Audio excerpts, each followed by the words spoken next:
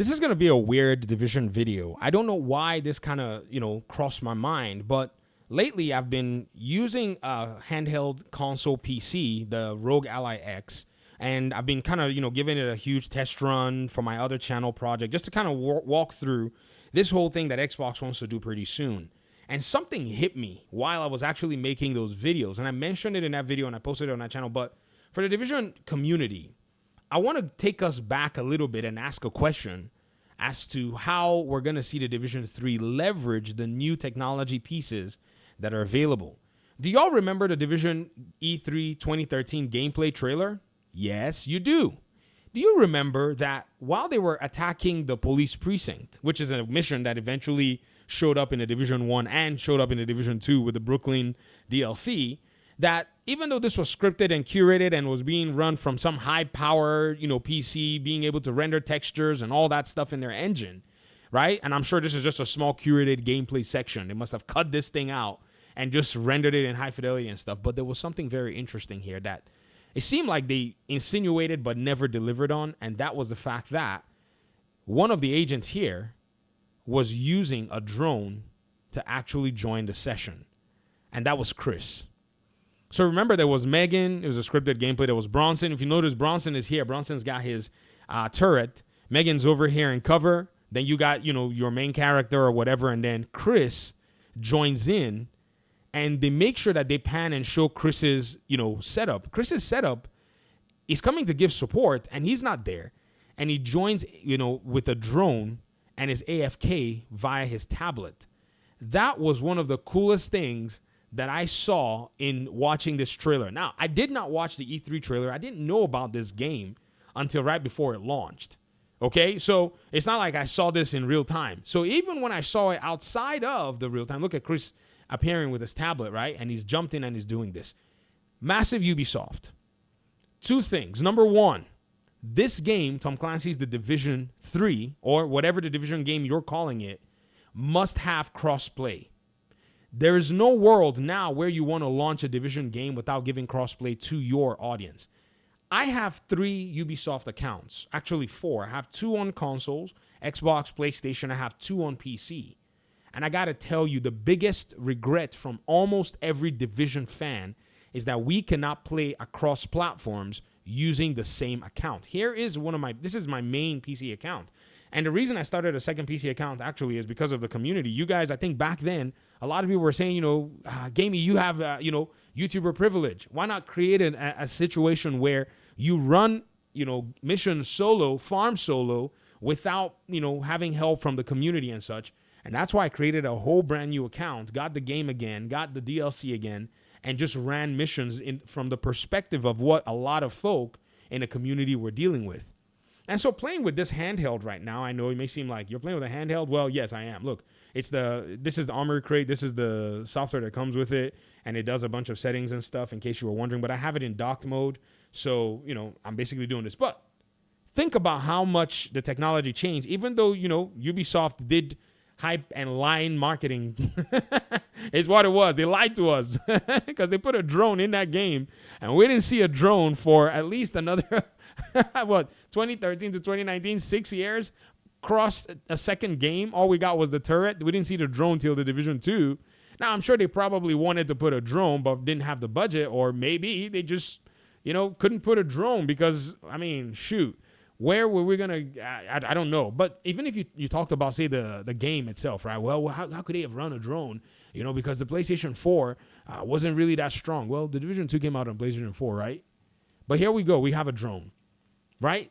So not only now are we going to be looking, because technology has already gone too far, where I can just get into a play session with a drone, I can hop on in with a device that, is at my leisure, and I can hop onto maybe a mission or a raid or an incursion with the friends and with the community of people that I play with, and I'm able to play with them on whichever platform they're on without the limitation of, do I need to go ahead and get a copy of this game over here?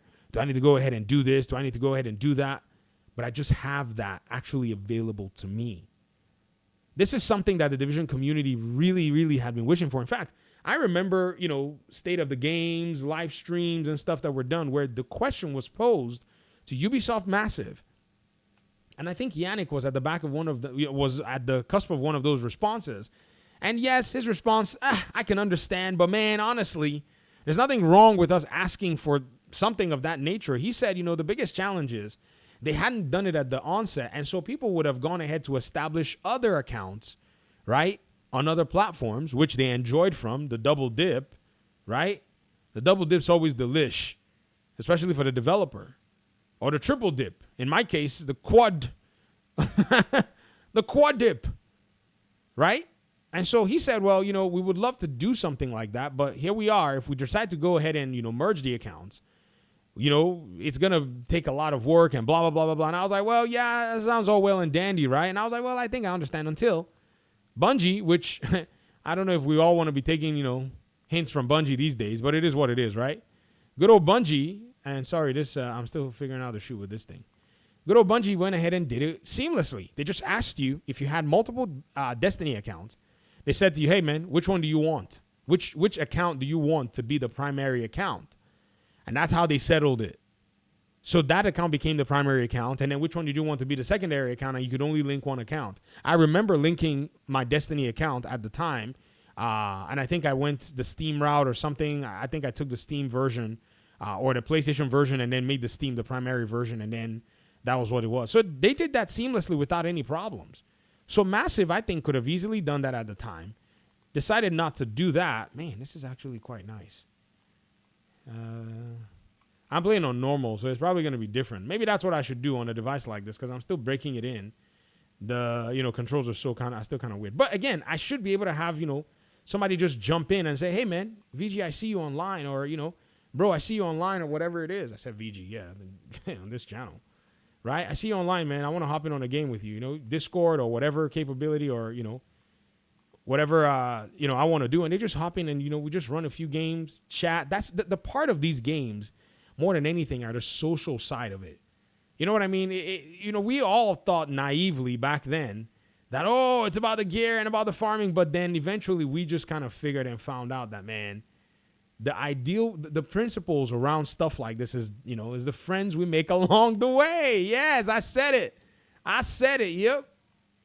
And so I'm thinking because now comfortably, ideally from a perspective of, say, most gamers are multi-device wielding gamers. That means they have they have access to more devices. They have access to different ways to play their games. There's just no reason why Ubisoft Massive shouldn't leverage something like this. That's my thinking. This is not the time for us to basically, stop bothering about just the Division 3. We're going to fight over Division 3 when it's time to fight over Division 3. That one is certain. You guys feel me? Like we're gonna argue about gear and balance and tuning. It's just the complicated nature of any game that has a competitive, edge to it. This is going to happen. But sure, hopefully they learn lessons and they bring out balanced, parameters at the time that they launch the game. I'm not saying that they're going to, that they get a pass for bringing out a broken game or whatever it is. No. I'm not saying that, right? I'm just saying that now that, they're still developing the game, this must be paramount and come out the door with it so that we may, at least at some point, maybe 15 years down the road, who knows when they're going to launch the game. Hopefully they launch it pretty soon, right? At some point, probably their vision, which they had here, even though it was at the cost of our belief or disbelief, can be realized. Talk to me in the comment section. Thanks for watching the video. Appreciate you guys' time and audience. Peace out.